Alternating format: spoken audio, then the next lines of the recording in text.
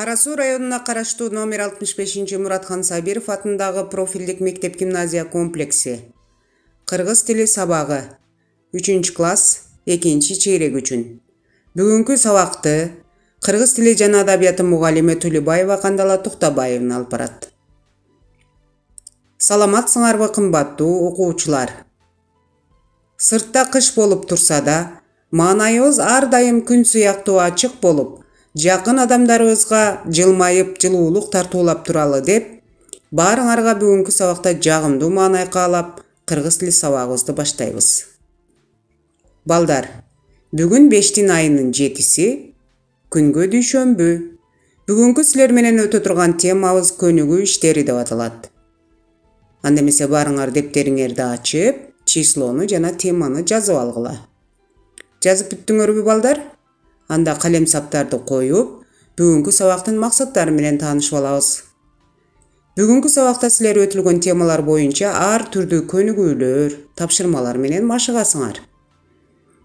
Ар кандай көнүгүүлөрдү аткаруу аркылуу логикалык ой жүгүртүүңөрдү, эске тутууңарды жана сүйлөө кебиңерди өнүктүрөсүңөр. Убагында туура тамактануу ден соолукка зор таасир этерин түшүнүп аласыңар жана алган билимиңерди күндөлүк турмушта туура колдонууга көнүгө бересиңер.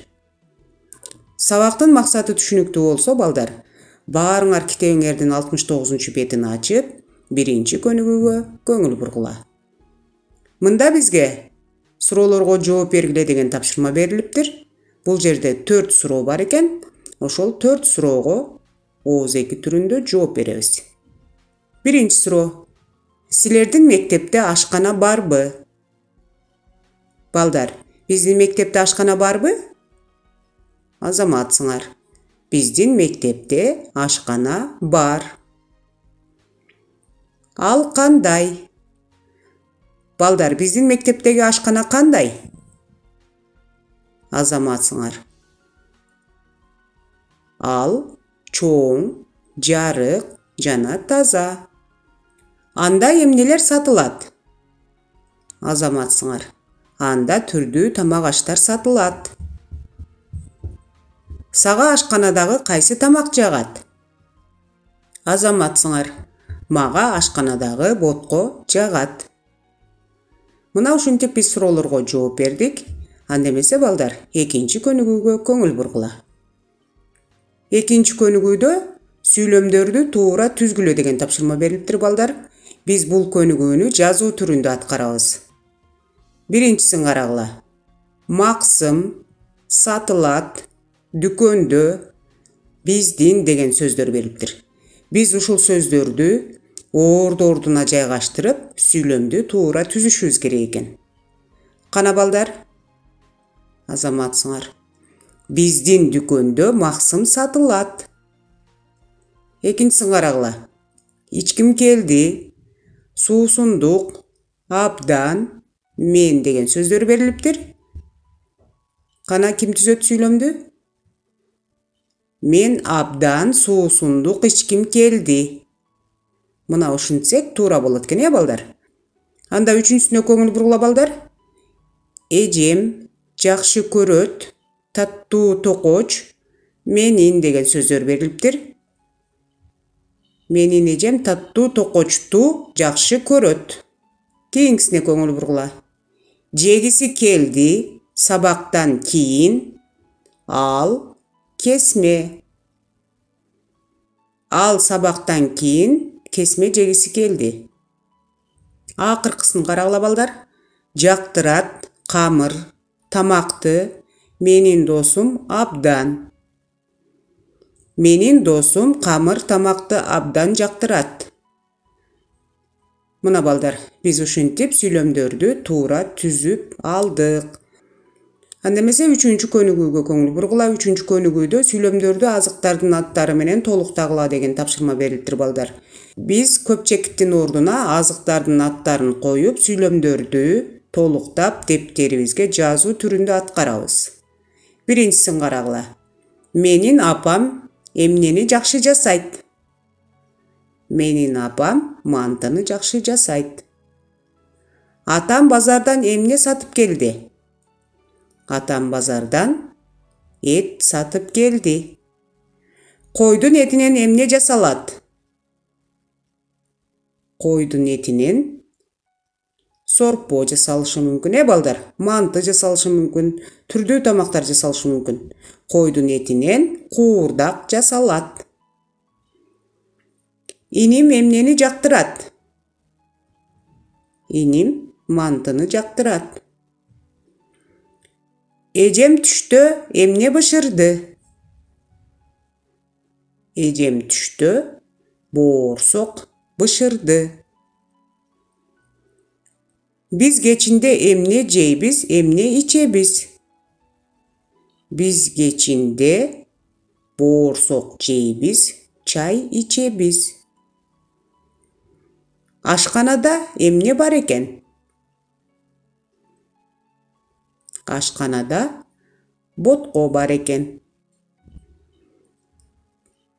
Кафедеги эмне мага жакты?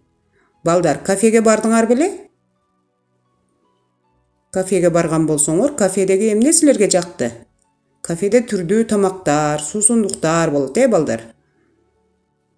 Кафедеги лагман мага жакты десек болот экен, балдар?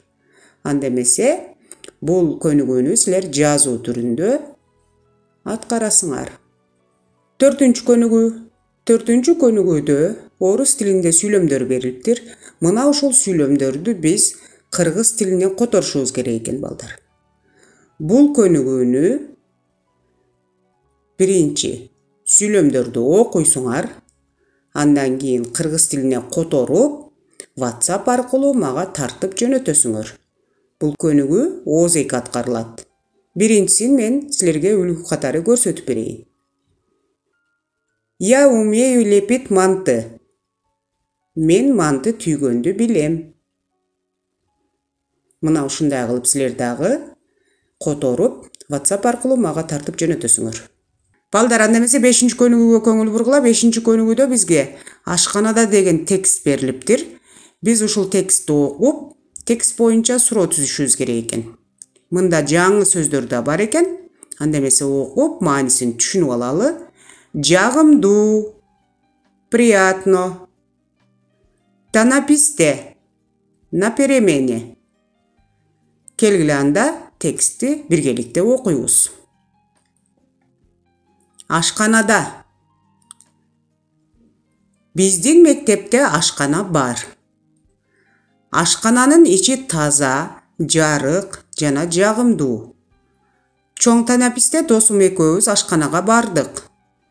Мен таттуу токоч менен бир стакан чай алдым. Досум болсо бир табак борш жана бир стакан айран алды.